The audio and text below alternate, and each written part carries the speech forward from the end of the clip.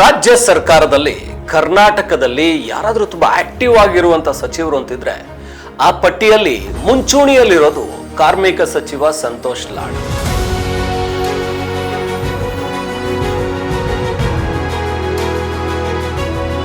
ಇವರು ಕಾರ್ಮಿಕರ ಕಣ್ಮಣಿಯಾಗಿದ್ದಾರೆ. ಕಾರ್ಮಿಕ ಇಲಾಖೆಯಲ್ಲಿ ಎಷ್ಟೆಲ್ಲ ಕೆಲಸಗಳನ್ನ ಮಾಡೋಕ್ ಸಾಧ್ಯ ಇದೆಯೋ ಅವೆಲ್ಲವನ್ನ ಕೂಡ ಅತ್ಯಂತ ತ್ವರಿತಗತಿಯಲ್ಲಿ ಮಾಡಬೇಕು ಅನ್ನುವಂಥ ಕಾಳಜಿ ಇರುವಂತ ಸಚಿವರಾಗಿ ಮುನ್ನುಗ್ತಾ ಇದ್ದಾರೆ ಸಂತೋಷ್ ಲಾಡ್.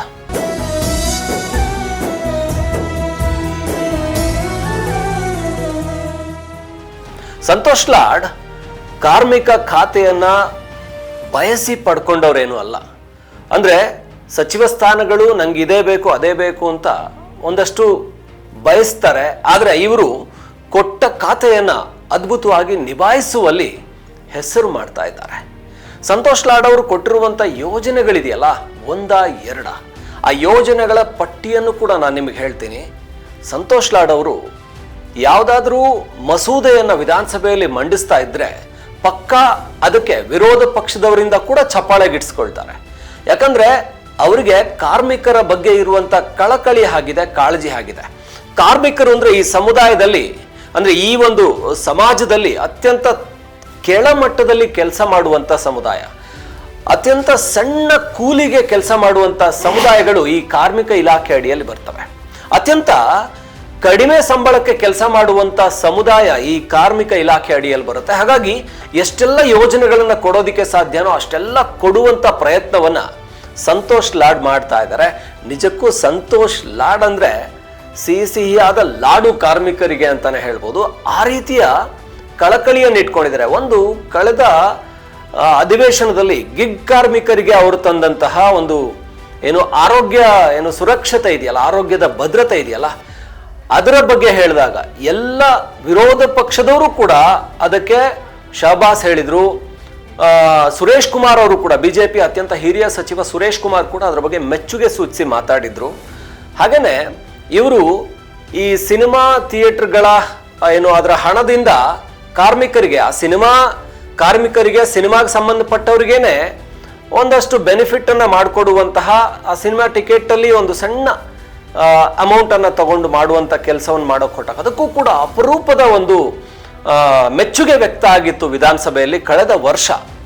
ಈ ರೀತಿ ಸಂತೋಷ್ ಲಾಡ್ ಕಾರ್ಮಿಕ ಇಲಾಖೆಯಿಂದ ಮಾಡ್ತಾ ಇರುವಂತ, ಆ ಇಲಾಖೆಯನ್ನ ತಮ್ಮ ಕೈಗೆ ತಗೊಂಡ್ಮೇಲೆ ಮಾಡ್ತಾ ಇರುವಂತ ಕೆಲಸಗಳು ಬಹಳ ವಿಸ್ತೃತವಾಗಿ ಅವರು ಎಲ್ಲ ಕೆಲಸಗಳನ್ನು ಕೈಗೆತ್ಕೊಂಡು ಮಾಡ್ತಾ ಇದ್ದಾರೆ. ಬಿಡುವಿಲ್ಲದೆ ಕೆಲಸಗಳನ್ನ ಮಾಡ್ತಾ ಇದ್ದಾರೆ. ಹಾಗೆ ಅವರಿಗೆ ಸಡನ್ ಆಗಿ ಮುಖ್ಯಮಂತ್ರಿಗಳು ಸಿದ್ದರಾಮಯ್ಯನವ್ರ ಜವಾಬ್ದಾರಿಗಳನ್ನ ಕೊಡ್ತಾ ಇರ್ತಾರೆ. ನಮಗೆಲ್ಲ ಗೊತ್ತಿದೆ, ದೇಶಕ್ಕೆ ದೊಡ್ಡ ಆತಂಕ ಎದುರಾಗಿದ್ದು ಪಹಲ್ಗಾಮ್ನಲ್ಲಿ ಅಮಾಯಕರ ಮೇಲೆ ಭಯೋತ್ಪಾದಕ ದಾಳಿ ಆದಾಗ ಅಲ್ಲಿಗೆ ಫಸ್ಟ್ ಧಾವಿಸಿದ್ದು ಕರ್ನಾಟಕದ ಕಾರ್ಮಿಕ ಸಚಿವ ಸಂತೋಷ್ ಲಾಡ್. ಅಲ್ಲಿ ಯಾರ್ಯಾರೆಲ್ಲ ಕನ್ನಡಿಗರಿದ್ರು ಅವರಿಗೆ ಧೈರ್ಯ ತುಂಬಿ ಅವರನ್ನ ಇಲ್ಲಿ ಕರ್ಕೊಂಡು ಬರುವಂತ ಕೆಲಸವನ್ನ ಮಾಡಿದ್ದು ಸಂತೋಷ್ ಲಾಡ್. ಅಥವಾ ನಮ್ಮ ರಾಜ್ಯದಲ್ಲಿ ಯಾವುದೇ ರೀತಿಯ ಸಂಕಟಕ್ಕೆ ಜನರು ಸಿಲುಕಿದಾಗ ಬಹಳ ಬೇಗ ಮುಖ್ಯಮಂತ್ರಿಗಳಿಗೆ ನೆನಪಾಗೋದು ಸಂತೋಷ್ ಲಾಡ್ ಅವರು. ಸೊ ಅವರನ್ನ ನೇರವಾಗಿ ಆ ಆಪತ್ ಬಾಂಧವನ ಕಳಿಸ್ತಾರೆ, ಹೋಗಿ ಕರ್ಕೊಂಡು ಬನ್ನಿ ಸಮಸ್ಯೆಯಲ್ಲಿರೋರ್ಗೆ ಅಂತ. ಯಾಕೆಂದ್ರೆ ಅಷ್ಟು ಚೆನ್ನಾಗಿ ಕಮ್ಯುನಿಕೇಶನ್ ಮಾಡ್ತಾರೆ ಸಂತೋಷ್ ಲಾಡ್. ಅವರ ಖಾತೆ, ಅವರ ಇಲಾಖೆಯಲ್ಲಿ ಕೂಡ ಸಾಕಷ್ಟು ಕೆಲಸಗಳನ್ನು ಮಾಡಿದ್ದಾರೆ. ಆ ಕೆಲಸದ ಪಟ್ಟಿನೇ ಬಹಳ ದೊಡ್ಡದಿದೆ. ಕಾರ್ಮಿಕ ಇಲಾಖೆಯಲ್ಲಿ ಸಂತೋಷ್ ಲಾಡ್ ಅವರು ಕಾರ್ಮಿಕರಿಗೆ ಕನಿಷ್ಠ ವೇತನ ನಿಗದಿ ಮಾಡಿರೋದಿರ್ಬೋದು, ಕಡ್ಡಾಯ ಉಪಧನ ಜಾರಿ ಇರ್ಬೋದು, ಶ್ರಮಿಕ ತಾತ್ಕಾಲಿಕ ವಸತಿ ಸಮುಚ್ಚಯಗಳ ನಿರ್ಮಾಣಕ್ಕೆ ವೇಗ ನೀಡಿದ್ದಿರ್ಬೋದು, ರಾಜ್ಯಾದ್ಯಂತ 100 ಹೈಟೆಕ್ ಸಂಚಾರಿ ಆರೋಗ್ಯ ವಾಹನಗಳಿಗೆ ಚಾಲನೆ ನೀಡಿರೋದಾಗಿರ್ಬೋದು, ಅಂಬೇಡ್ಕರ್ ಕಾರ್ಮಿಕ ಸೇವಾ ಕೇಂದ್ರಗಳ ಸ್ಥಾಪನೆಗೆ ಕ್ರಮ ಮಾಡಿರೋದಾಗಿರ್ಬೋದು, GIS ಮ್ಯಾಪಿಂಗ್ ಹಾಗೂ ವೈಜ್ಞಾನಿಕ ಸುಂಕ ಸಂಗ್ರಹ, ಅಂಬೇಡ್ಕರ್ ಕಾರ್ಮಿಕ ಸಹಾಯ ಹಸ್ತ ಯೋಜನೆ, ಶ್ರಮಿಕ ವಸತಿ ಶಾಲೆಗಳ ಆರಂಭಕ್ಕೆ ಮುನ್ನುಡಿ ಬರೆದಿರೋದು, ಧಾರವಾಡ ಮತ್ತು ಮೈಸೂರಿನಲ್ಲಿ ಕೌಶಲ್ಯ ಕೇಂದ್ರ ಸ್ಥಾಪನೆಗೆ ವೇಗ ಕೊಟ್ಟಿರೋದು, ಕರ್ನಾಟಕ ರಾಜ್ಯ ಗಿಗ್ ಕಾರ್ಮಿಕ ವಿಮಾ ಯೋಜನೆ ಹಾಗೂ ಕ್ಷೇಮಾಭಿವೃದ್ಧಿ ಮಂಡಳಿ ರಚನೆ, ಕರ್ನಾಟಕ ರಾಜ್ಯ ಸಿನಿಮಾ ಮತ್ತು ಸಾಂಸ್ಕೃತಿಕ ಕಾರ್ಯಕರ್ತರ ಕಲ್ಯಾಣ ಮಸೂದೆ ಇರಬಹುದು, ಕರ್ನಾಟಕ ರಾಜ್ಯ ಪತ್ರಿಕಾ ವಿತರಕರ ಅಪಘಾತ ಹಾಗೂ ಆರೋಗ್ಯ ಸಹಾಯ ನಿಧಿ ಇರಬಹುದು, ಕರ್ನಾಟಕ ರಾಜ್ಯ ಖಾಸಗಿ ವಾಣಿಜ್ಯ ಸಾರಿಗೆ ಕಾರ್ಮಿಕರ ಅಪಘಾತ ಯೋಜನೆ ಇರಬಹುದು, ಆಶಾದೀಪ ಅನ್ನುವಂಥ ಯೋಜನೆ ಇರಬಹುದು, ಋತುಚಕ್ರ ರಜೆ, ಇತ್ತೀಚೆಗೆ ನಾವು ಇದನ್ನು ಬಹಳ ಗಮನಿಸಿದ್ದೀವಿ, ಮನೆಗೆಲಸದವರಿಗೆ ಕಲ್ಯಾಣಕ್ಕೆ ಮಸೂದೆ, ಅಂಗವಿಕಲರಿಗೆ ಉದ್ಯೋಗ ಮತ್ತು ಶಿಕ್ಷಣ ಕ್ಷೇತ್ರದಲ್ಲಿ ಮೀಸಲಾತಿ ಒದಗಿಸುವ ಮಸೂದೆ. ನಮ್ಗೆ ಇತ್ತೀಚೆಗೆ ಇಂತಹ 10 ಹಲವು ಯೋಜನೆಗಳನ್ನ ಸಂತೋಷ್ ಲಾಡ್ ಕೊಟ್ಟಿರುವಂಥದ್ದು ಕಾರ್ಮಿಕ ಇಲಾಖೆಯಿಂದ ಬಹಳ ಗಮನಾರ್ಹವಾದಂಥ ಕೆಲಸವನ್ನು ಮಾಡ್ತಾ ಇದ್ದಾರೆ.